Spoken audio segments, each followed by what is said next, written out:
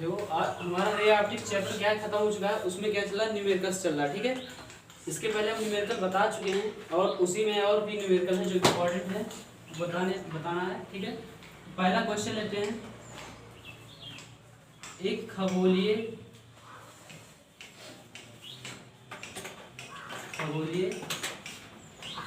दूरदर्शी के अभिदृश्य तथा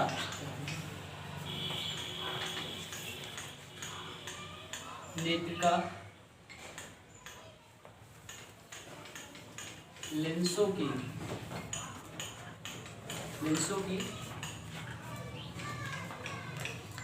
फोकस दूरियां क्रमशः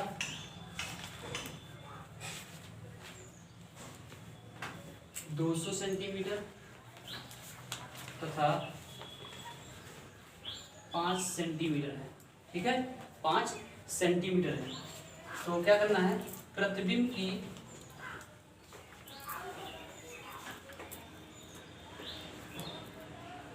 स्थिति ज्ञात कीजिए। नंबर 1 का कंडीशन, जब प्रतिबिंब स्पष्ट दृष्टि की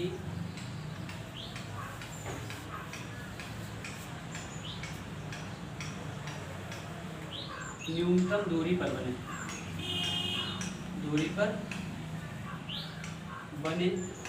नंबर 2, जब प्रतिबिंब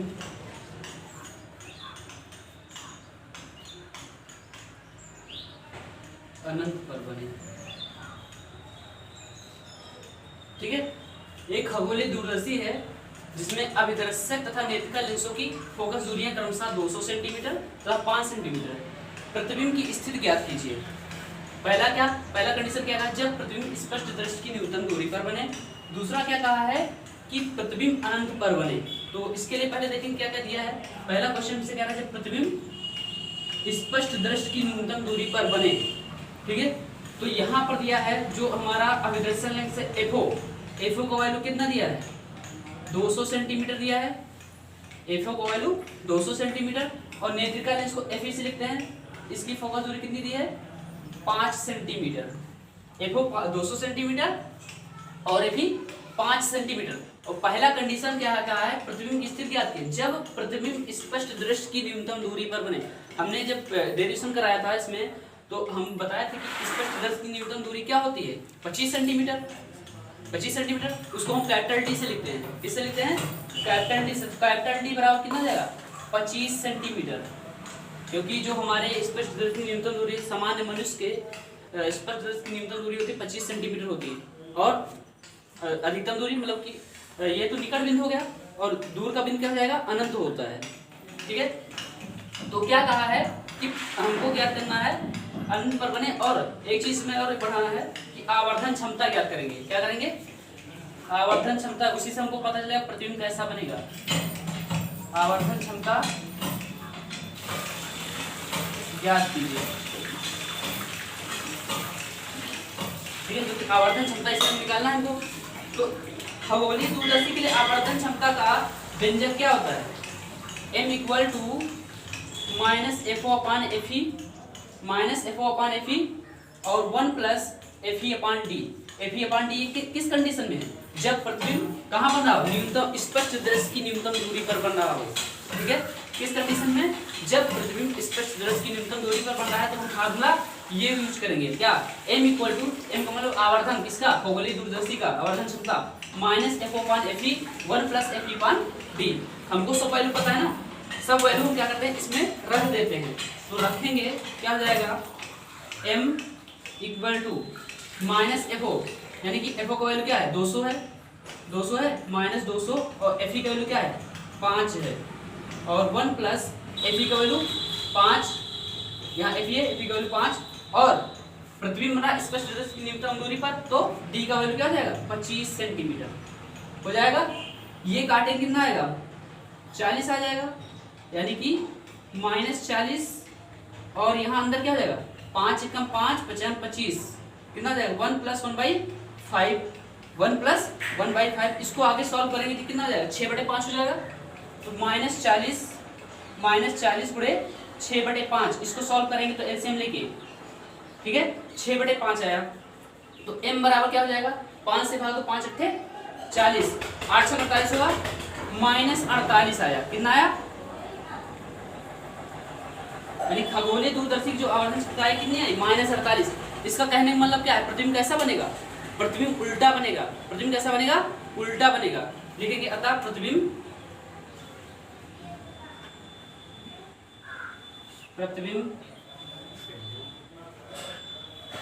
प्रतिबिंब वास्तविक तथा उल्टा बनेगा। किस कंडीशन में बनेगा, जब प्रतिबिंब स्पष्ट दृष्टि की न्यूनतम दूरी पर, ठीक है हो। अगला क्या कहा है कि जो है अब अनंत पर बने। कब बने, अनंत पर। तो हमने क्या कहा था, जब अनंत पर बनेगा तो उसमें क्या करेंगे, डी का वैल्यू हम रख देंगे क्या, इन्फिनाइट।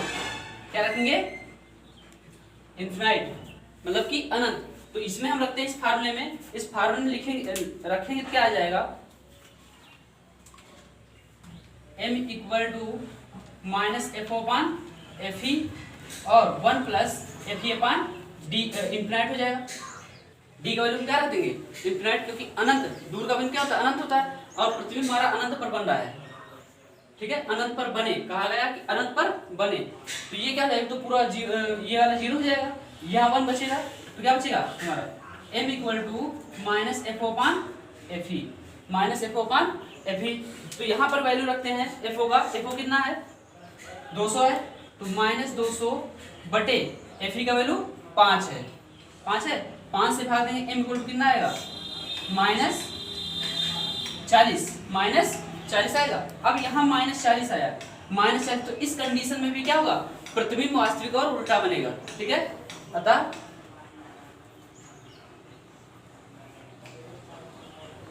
प्रतिबिंब उल्टा बनेगा, ठीक है। ये क्वेश्चन हो गया, ये इसके आंसर है। इतना करो, जो है एक छोटी वस्तु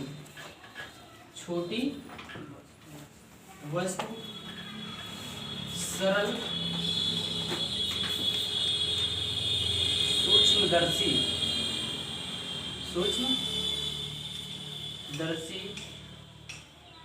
के सामने 3.6 सेंटीमीटर की दूरी पर रखी है, ठीक है। एक छोटी वस्तु सरल सूक्ष्मदर्शी के सामने 3.6 सेंटीमीटर की दूरी पर रखी है। यदि लेंस की फोकस दूरी 4 सेंटीमीटर हो तो प्रतिबिंब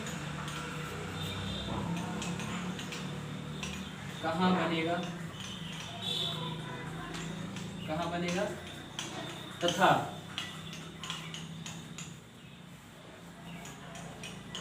रेखीय आवर्धन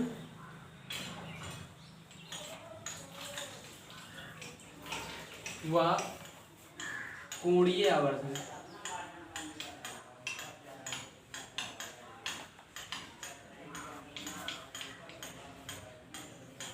ज्ञात कीजिए। रेखीय आवर्धन व कोणीय आवर्धन ज्ञात कीजिए। दिया क्या क्या है, दिया है एक सरल सूक्ष्मदर्शी के सामने, छोटी वस्तु क्या, सरल सूक्ष्मदर्शी के सामने 3.6 सेंटीमीटर की दूरी पर रखा है। तो वस्तु की दूरी को हम किससे लिखते हैं, u से, और सामने इस साइड होगा वस्तु, ठीक है। तो क्या जाएगा -3.6 सेंटीमीटर, -3.6 सेंटीमीटर। और लेंस की फोकस दूरी क्या दी है 4 सेंटीमीटर, लेंस की फोकस दूरी 4 सेंटीमीटर दी है। क्या कहा है, प्रतिबिंब कहाँ बनेगा, तो सीधे चलिए हम जानते हैं लेंस फार्मूला। लेंस सूत्र मतलब कि लेंस की फोकस दूरी का सूत्र से क्या होता है 1/f equal to 1/b minus 1/u। ठीक है, वैल्यू रखते हैं इसमें। तो 1/4 बराबर 1/b, b हमको निकालना है। प्रतिबिंब कहाँ बनेगा, इसका मतलब क्या, b का वैल्यू निकालना है। ठीक है, कि लेंस से कहाँ बनेगा, और -1/u का वैल्यू -3.6 हो जाएगा। -3.6 1/40 बराबर 1/b में माइनस का प्लस हो जाएगा 1/3.6। अब इसको आगे सॉल्व करते हैं, b को इधर रखते हैं और 3.6 को इधर भेजते हैं। तो 1/40 4 है, 1/4। ठीक है, और क्या हो जाएगा -1/3.6 इक्वल टू 1/b हो जाएगा। इसका एलसीएम लेंगे, क्या आएगा, हम इसको ऐसे लिख रहे हैं 4.0 गुणे 3.6 आसानी के लिए। ठीक है, अब इसको भाग दो 4 से, कितना बचेगा, 3.6 बचेगा, 3.6 बचेगा। तो 3.6 और माइनस इसमें 3.6 का गुणा हो जाएगा, और इसको भाग देंगे 4 से, तो 4 ये 4 चला जाएगा, बचेगा कितना, मतलब 3.6 से कितना बचेगा, 4 बचेगा। 4.0 इक्वल टू 1/v, ये घटाएं कितना आएगा, 0.4 आएगा। 0.4/4.0 गुणे 3.6 बराबर 1/b। ये काटेंगे कितना आ जाएगा, 10 आ जाएगा। 4 को 0.4 से भाग देंगे कितना आ जाएगा, 10 आ जाएगा। ठीक है, तो ये कितना हो जाएगा, गुणा करेंगे तो 3.6 को 10 से गुणा करेंगे कितना आ जाएगा, 1/36 हो जाएगा। वो भी किसमें, माइनस में आएगा, ये इसमें आएगा माइनस में, क्योंकि ये 3.6 है और -4 है। तो 3.6 क्या छोटा है, 4 बड़ा, तो माइनस में आंसर वो आ जाएगा, क्या जाएगा, -1/36 1/b। अगर b को ऊपर ले जाता क्या आ जाएगा, -36 सेंटीमीटर, -36 सेंटीमीटर। इसका मतलब क्या हुआ, प्रतिबिंब इस साइड बनेगा। ठीक है, प्रतिबिंब इस साइड बनेगा, और कैसा बनेगा, आभासी और सीधा बनेगा। ठीक है, प्रतिबिंब कहाँ बनेगा, इस साइड, लेंस के किधर, वस्त की ओर, जिस। ठीक है, अतः प्रतिबिंब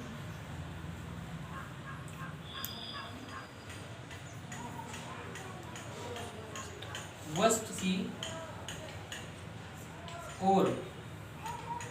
की ओर आभासी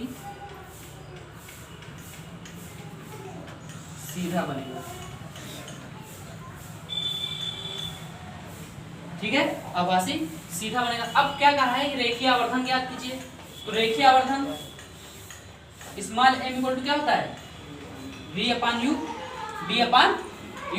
तो b का वैल्यू पता है, b का वैल्यू कितना है, -36, और u का वैल्यू कहाँ है, -3.6। तो कितना जाएगा, m इक्वल टू -36/-3.6। काटेंगे कितना जाएगा, 10 आ जाएगा, 10 आएगा। तो m का वैल्यू कितना आ गया, 10 आ गया, m का वैल्यू 10 आ गया। अब यहाँ पर क्या है, हमारा रेखीय आवर्धन क्या प्लस में आ रहा है, प्लस में आ रहा है, इसका मतलब क्या हुआ, प्रतिबिंब सीधा बनेगा, प्लस में आ रहा है। अगर माइनस में आता उस साइड बनता, वास्तविक उल्टा बनता, यहाँ पर आभासी और सीधा बनेगा। अब क्या कहा है कि रेखीय कोणीय आवर्धन ज्ञात कीजिए। तो कोणीय आवर्धन ज्ञात करना है, उसके लिए फार्मूला होता है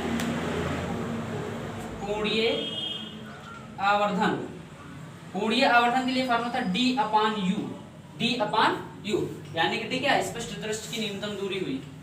ठीक है, स्पष्ट दृष्टि की न्यूनतम दूरी हुई। तो D का वैल्यू कितना, 25 सेंटीमीटर रखेंगे, 25, और यहाँ पर F क्या है, वो U कितना है, -36 है, -3.6 है। इसको भाग देखो कितना आएगा, कैपिटल M और ये स्मॉल m से लिख रहे हैं इसको। ठीक है, तो अगर भाग दें कितना आएगा, ये m इक्वल टू हो जाएगा -6.94। क्या हुआ कि जो है यहाँ पर जो हमारा रेखीय आवर्धन है 10 आया है, यानी कि वस्तु की लंबाई और प्रतिबिंब में कितना अनुपात होगा, यानी I/O होता है, आई अपान ओ, आई अपान ओ बराबर कितना 10 हो जाएगा, क्योंकि m बराबर आई अपान ओ होता है और b अपान यू भी होता है। ठीक है, आई क्या है, प्रतिबिंब की लंबाई है वस्तु के, और ओ क्या है, वस्तु की लंबाई है। तो यहाँ से अगर निकालना चाहें तो क्या निकल जाएगा, 10 ओ, आई बराबर 10 ओ आएगा। इसका मतलब प्रतिबिंब हमारा जो वस्तु का प्रतिबिंब होगा 10 गुना बड़ा बनेगा, वस्तु से 10 गुना बड़ा बनेगा। ठीक है, इतना तो। अगला क्वेश्चन है क्या, कांच के दो प्रिज्म, कांच के दो प्रिज्म जिनके अपवर्तनांक, कांच के दो प्रिज्म इस तरीके लिखो, P1 तथा P2 है, जिनके अपवर्तनांक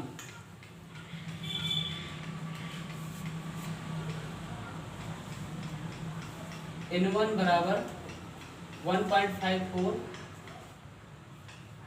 तथा N2 बराबर 1.72। ठीक है, ठीक है, एक दूसरे से तथा अपवर्तक कोण, अपवर्तक कोण मतलब प्रिज्म का कोण, अपवर्तक कोण A1 बराबर 4 डिग्री है तथा आपस में इस प्रकार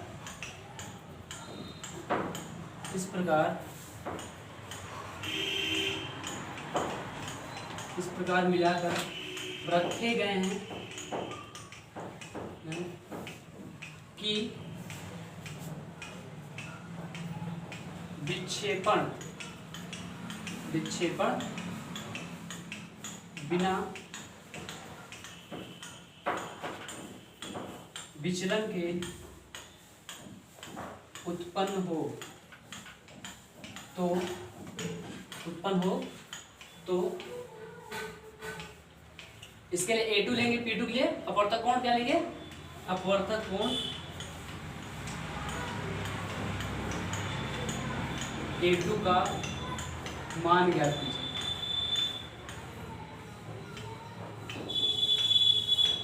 ठीक है, कांच के दो प्रिज्म हैं P1 और P2 जिनके अपवर्तनांक N1 बराबर 1.54 तथा N2 बराबर 1.72 है तथा अपवर्तक कोण, पहले जो P1 प्रिज्म है उसका अपवर्तक कोण A1 बराबर 4 दे दिया है। ठीक है, तथा आपस में मिलाकर रखे गए हैं, यानी कि यहाँ पर जो दूसरे का अपवर्तक कोण है वो क्या है,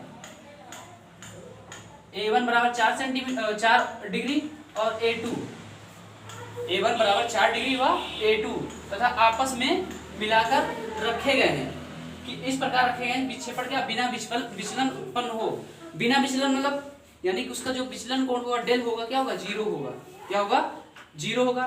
तो यहां से पहले दिया क्या क्या है, दिया है दो प्रिज्म दिया है P1 P2 और उनके अपवर्तनांक क्या दिया है, N1 बराबर 1.54 और N2 बराबर 1.72 और पहले प्रिज्म का अपवर्तक कोण क्या दे दिया है, A1 4 डिग्री और निकालना हमको क्या है, A2 निकालना है। क्या निकालना है, A2 हमको निकालना है, A2 निकालना है।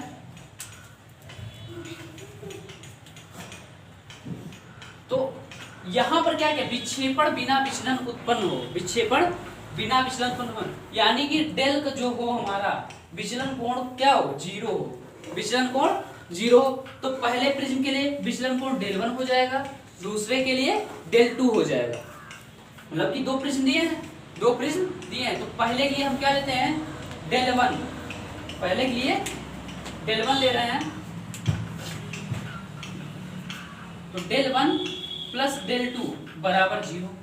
दो प्रिज्म हैं आपस में मिलाकर रखे गए हैं और कह दिया कि विक्षेपण बिना विचलन के उत्पन्न हो, तो डेल का वैल्यू क्या हो जाएगा, 0 हो जाएगा। तो यहां से डेल 1 प्लस डेल 2 का वैल्यू निकालते हैं हम। डेल 1 का वैल्यू कैसे निकलेगा, हमने फार्मूला बताया था जिब्रीन का, वो कराया था डेरिवेशन, तो उसमें हमने बताया था डेल एम इक्वल टू क्या आया था, n-1 इंटू ए आया था, n-1 इंटू ए। तो यहाँ पर अगर हम डेल वन निकाल रहे हैं, डेल वन निकालेंगे क्या जाएगा, यही बात देखो, अगर डेल वन निकालेंगे क्या निकल के आएगा, n1-1 इंटू a1 हो जाएगा, n1-1 इंटू a1, और डेल टू क्या आ जाएगा, n2-1 इंटू a2 हो जाएगा। अब ये वैल्यूज में हम रख देते हैं तो क्या आ जाएगा, n1-1 a1 प्लस, देखो यहाँ पर n1 का वैल्यू रखते हैं हम, जो वैल्यू दिया है रखते हैं 1.54 माइनस 1 a1 को वैल्यू क्या दिया है, 4 दिया है, 4 डिग्री दिया है, प्लस n2 का वैल्यू 1.72 दिया है, 1.72 माइनस 1, और a2 का वैल्यू हमको निकालना है बराबर 0। तो अगर 1.4 में से घटाते हैं 1 तो कितना बचेगा, 0.4 बचेगा, 0.4 बचेगा, और 4 से मल्टीप्लाई है, 4 से मल्टीप्लाई है, और प्लस ये कितना होगा 0.72 a2 बराबर 0। तो भाग गुणा करेंगे कितना है, 4 चौक 16, 5 चौक 20 21, दो संख्या का दशमलव लगा देंगे, प्लस 0.72 a2 बराबर 0 बराबर 0। 2.16 को उधर भेजो, तो 2.16 को उधर भेजेंगे तो क्या हो जाएगा, -2.16, तो a2 इक्वल टू क्या आएगा, बराबर -2.16 बाई 0.72, इसका दशमलव उठाओ, यहाँ 100 से गुणा हो जाएगा, 100 से गुणा हो जाएगा, तो a2 इक्वल टू क्या हो जाएगा, -216 और 72 से भाग देंगे 216 को, कितना आएगा, 3 आ जाएगा, भाग देंगे कितना आ जाएगा, a2 बराबर हमारा आ जाएगा -3 डिग्री, a2 का वैल्यू होगा। ठीक है, क्या किया इस क्वेश्चन में फिर से देख लो, कह रहा है कि दो प्रिज्म P1 P2 दिए हैं जिनके अपवर्तनांक 1.54 और क्या था 1.72 दिया है। पहले का प्रिज्म कोण 4 डिग्री दिया है, मतलब अपवर्तक कोण ही प्रिज्म कोण है। A2 हमको निकालना है, A2 क्या करना है, निकालना है। और क्या कहा, विक्षेपण बिना विचलन के उत्पन्न हो, तो डेल जो होगा हमारा 0 होगा, विक्षेपण 0 होगा, मतलब विचलन 0 होगा, तो डेल क्या आ जाएगा, 0 हो जाएगा, बिना विचलन का है ना, तो डेल 0 हो जाएगा। तो पहले प्रिज्म के लिए हमने डेल 1 ले लिया विचलन, दूसरे प्रिज्म के लिए डेल 2 ले लिया। तो इस फार्मूले से हमने क्या किया, डेल का वैल्यू निकाला। जब हमने डेरिवेशन करा था प्रिज्म का, तो यह था न्यूनतम विचलन, अधिकतम विचलन, तो del m equal to n-1 into a था। तो यहाँ पर हमने क्या किया, डेल 1 भी आपका n1-1 इंटू a1, ठीक है, उसी रूप में, और del 2 equal to n2-1 into a2। अब क्या कर दिया, दोनों को जोड़ना है, दोनों को अगर मतलब दो प्रिज्म आपस में मिला के रखे गए हैं तो उनको हम क्या कर देंगे, मिला देंगे, जोड़ देंगे, तो क्या हो जाएगा, n-1 a1 plus n2-1 into a2 बराबर 0। तो यहाँ पर n1 का वैल्यू रखते हैं गुणे 4 डिग्री, और यहाँ पर n2 का वैल्यू रखते हैं 1.72 माइनस 1 इंटू a2 बराबर 0। तो यहाँ से अगर माइनस करें कितना आएगा, 0.54 आएगा इंटू 4, और क्या जाएगा 0.72 a2 बराबर 0। ये गुणा करेंगे 2.16 आएगा, और 0.72 a2, इसको उधर हमने भेजा तो 0.72 a2 इक्वल टू माइनस में हो जाएगा -2.16। अब 0.72 को उधर भेजेंगे तो नीचे बटे में जाएगा, इसका पॉइंट हटाएंगे, दो संख्या बाद दशमलव हटा रहे हैं, 1 2 तो 100 से गुणा हो जाएगा। 2.16 को 100 से गुणा किया कितना आएगा, 216 को 72 से भाग देंगे कितना आ जाएगा, 3 आ जाएगा, यानी a2 का वैल्यू क्या है, -3 डिग्री। ठीक है, अगला क्वेश्चन लेते हैं। दिया एक प्रिज्म का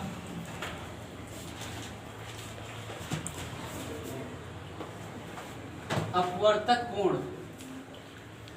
कैपिटल A है तथा अपवर्तनांक काट a/2 है, काट a/2 है, तो न्यूनतम, तो प्रिज्म के इस तरह, तो प्रिज्म के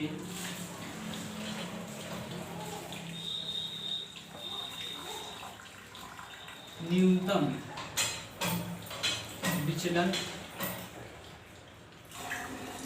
कोण का मान ज्ञात कीजिए।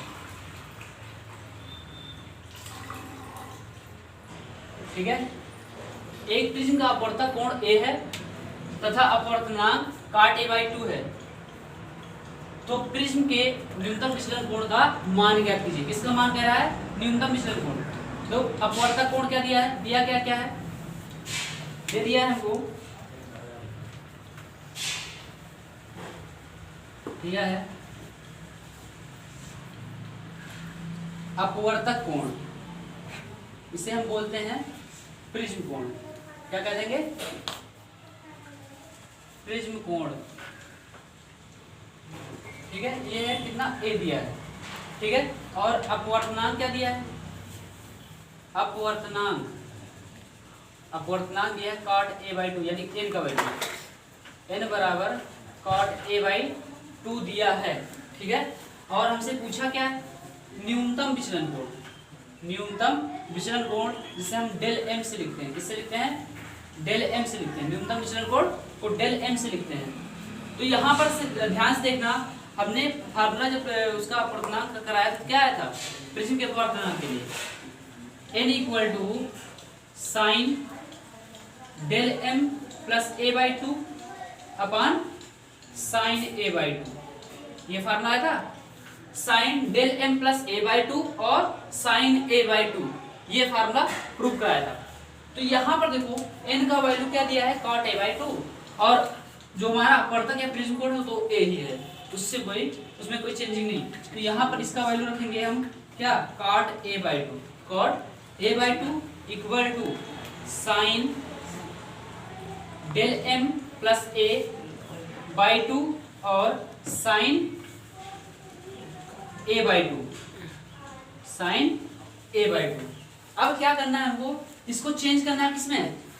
जो हमारा cot का वैल्यू होता है, cot थीटा बराबर होता है cos theta upon sine theta. तो इसको तोड़ेंगे cos और sin में, cos और sin में तोड़ेंगे क्या हो जाएगा? cos A/2 और sin A/2। cos A/2 cot को cos A/2 upon sin A/2 equal to क्या हो जाएगा? sin del m plus A/2 और sin A/2, sin A/2। तो sin A/2 से sin A/2 कैंसिल हो गया, कैंसिल हो गया। अब क्या बचा यहाँ पर? cos A/2 और इधर बचा sin del m plus A/2, ये इतना बचा। sin del m plus A/2 बचा हमारा। अब देखो इधर cos A/2 है, उधर sin है, तो हम इसको चेंज करते हैं। कैसे चेंज करेंगे? फार्मूला होता है, क्या होता है कि जो है cos theta equal to sin 90 minus theta होता है। sin 90 माइनस थीटा क्या होता है? cos थीटा होता है। तो हम इस फार्मूले का यूज करेंगे यहाँ पर। sin 90 माइनस थीटा क्या होता है? cos थीटा हो जाता है। ठीक है, तो यहाँ पर हम क्या कर सकते हैं? इसको यहाँ पर लिख सकते हैं क्या? इसको हम लिख सकते हैं sin 90 माइनस A/2। थीटा की जब क्या दिया है? A/2 दिया है, तो sin 90 माइनस थीटा क्या होता है? cos थीटा होता है। यानी कि अगर फिर से करेंगे फिर से cos A/2 आ जाएगा। sin 90 minus theta cos theta, कहने मतलब अगर sin 90 माइनस थीटा है तो उसको cos थीटा में लिखते हैं। तो वही यहाँ पर हुआ है। थीटा जब क्या दिया है? A/2 दिया है। थीटा जब क्या दिया है? A/2 दिया है, तो ये cos A/2 फिर से हो जाएगा। बराबर में क्या हो जाएगा? sin del m plus A/2। अब देखो साइन इधर है, साइन इधर है, तो साइन साइन क्या हुआ? कैंसिल हो गया। तो बचा क्या? 90 माइनस A/2 बराबर इधर क्या हो जाएगा? Del m plus A/2। ठीक है, यहाँ एलसीएम लो, एलसीएम लेंगे कितना हो जाएगा? 1 और 2 का एलसीएम लेंगे तो 9 दूनी 90 दूना 180, 180 माइनस A/2 हो जाएगा। 90 दूना 180 और इधर गुणा तो यही रहेगा, 1 से गुणा होगा तो, और बराबर डेल m प्लस A/2। अब यहाँ 2 से 2 कैंसिल हो गया, 2 से 2 कैंसिल हो गया। हमसे पूछा क्या है कि न्यूनतम विचलन कोण का मान ज्ञात कीजिए, यानी डेल m का मान हमको निकालना है। डेल m का मान निकालना है तो क्या है? 180 माइनस A बराबर डेल एम प्लस ए, डेल एम प्लस ए को इधर भेजेंगे क्या हो जाएगा 180 माइनस ए, और ये वाला ए आएगा इधर तो ये भी क्या हो जाएगा माइनस हो जाएगा, इक्वल टू डेल एम।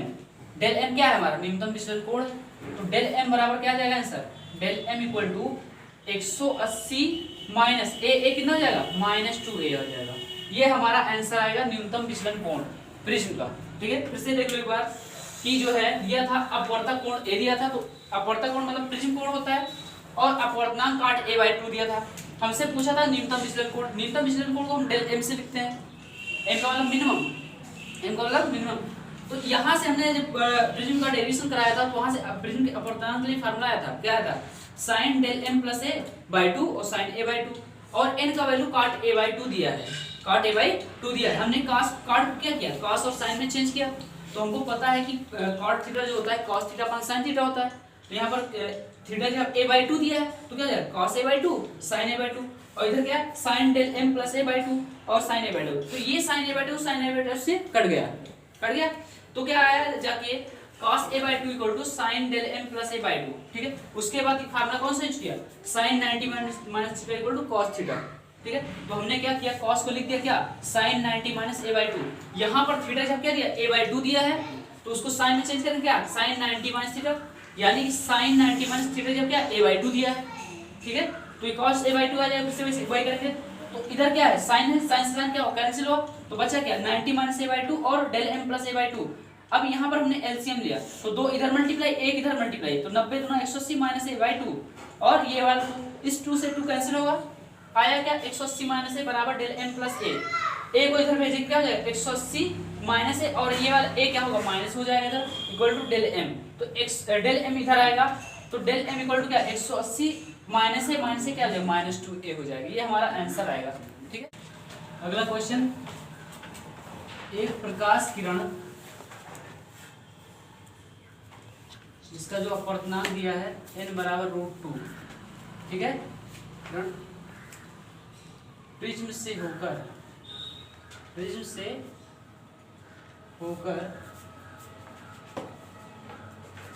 न्यूनतम विचलित होती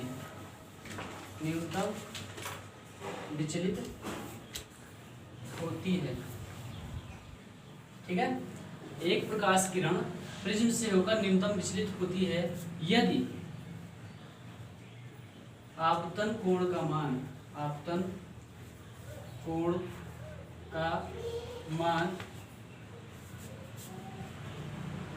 अपवर्तन कोण का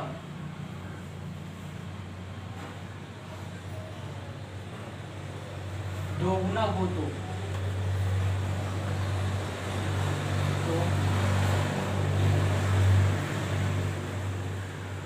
अपवर्तक कोण का मान ज्ञात कीजिए। अपवर्तक कोण का मान ज्ञात कीजिए।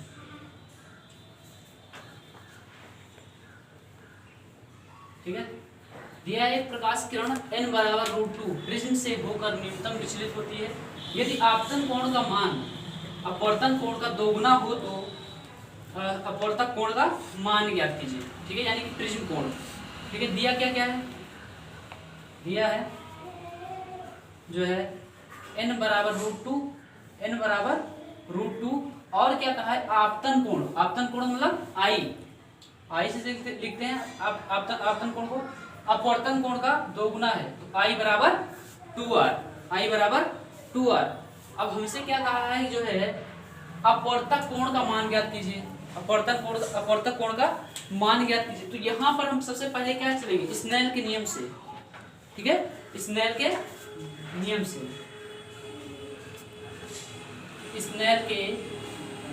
नियम से हमने नियम क्या बताया था कि आपतन कोण की ज्या तथा अपवर्तन कोण की ज्या का अनुपात एक नियतांक होता है, यानी कि अपवर्तनांक sin I upon sin R equal to क्या n था, नियतांक था। ठीक है, तो अब जैसा जैसा कंडीशन का है n बराबर √2 है, I इक्वल टू 2r है, तो यहाँ पर रखेंगे हम I की जगह पर 2r रखना है, जहां पर आपतन कोण है वहां पर 2r रखना है अपवर्तन कोण, तो sin 2r, आई की जगह क्या रखेंगे 2r और अपॉन साइन r, और n का मान क्या दिया है √2 दिया है, ठीक है। तो अब क्या फार्मूला है, साइन 2r है तो साइन 2 थीटा का फार्मूला पढ़ा होगा। साइन 2 थीटा का फार्मूला क्या था, 2 sine theta into cos theta, ठीक है, 2 sine theta into cos theta. तो यहाँ पर थीटा जब क्या दिया है r दिया है, r दिया है तो उसको हम क्या लिखेंगे 2 sine r into cos r, तो हो जाएगा √2 2 sine r into cos r, और पटे में क्या है साइन r है, साइन r है तो साइन r से साइन r कैंसिल हो गया, और ये बचा क्या √2 2 cos r, √2 2 cos r। अगर cos r निकालते हैं क्या जाएगा √2/2 आएगा, √2/2 क्योंकि 2 इधर आएगा क्या जाएगा उधर गुणे में था भाग में आ जाएगा, और cos r इक्वल टू क्या जाएगा √2/2 को हम डिवाइड इस तरह लिख सकते हैं √2 × √2, 2 को हम लिख सकते हैं √2 × √2, यानी कि √2 का मल्टीप्लाई √2 से होगा 2 आ जाएगा। तो यहाँ एक √2 से एक √2 कैंसिल हो गया, तो cos r कितना आया, cos r आया हमारा 1/√2, 1/√2, और ये जो वैल्यू होता है 1/√2 cos 45 डिग्री का होता है, cos 45 अंश का, किसका cos 45 अंश का। तो cos r इक्वल टू इसको लिख सकते हैं, इसकी जगह हम क्या cos 45 डिग्री, तो cos से cos कैंसिल हो गया, r बराबर कितना जाएगा 45 डिग्री आया। ये हमारा क्या है अपवर्तन कोण आया है, अपवर्तन कोण आया है।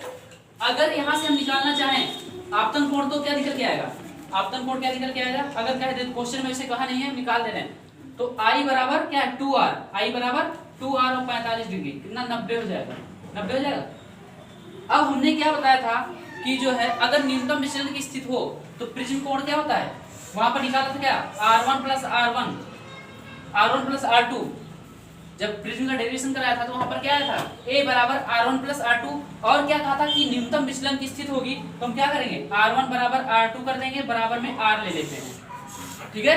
r1 r2 का मान क्या हो जाएगा बराबर हो जाएगा, कब न्यूनतम विचलन की स्थिति में, न्यूनतम विचलन की स्थिति में। तो a बराबर क्या आएगा 2r आएगा, a बराबर r की r1 की जगह पर r और r2 की जगह पर r रख दिया तो क्या हो जाएगा 2r हो गया। तो कुल मिला के आपतन कोण के बराबर ही अपवर्तन कोण निकलेगा। कैसे देखो a बराबर 2 × r का वैल्यू क्या है 45, r का वैल्यू 45, तो क्या आ जाएगा 90 डिग्री, ये भी आ जाएगा, यानी कि प्रिज्म कोण कितना आएगा 90 डिग्री, आपतन कोण 90 डिग्री और अपवर्तन कोण 45 डिग्री, ठीक है। हमने क्या बताया था जब डेरिवेशन कराया था a = डेरिवेशन में एक जगह आया था r1 + r2, तो न्यूनतम विचलन की स्थिति में क्या कहा था कि r1 जो है r2 के बराबर हो जाएगा, r1 जब r2 बराबर तो उसको हम r लिख देते हैं क्योंकि दोनों को वैल्यू सेम है। तो यहाँ पर हमने रखा तो r + r कितना होगा 2r हो गया, तो a बराबर 2 × 45, r का वैल्यू कितना है 45 डिग्री, तो रखेंगे 45 × 90, ये हो गया हमारा आंसर।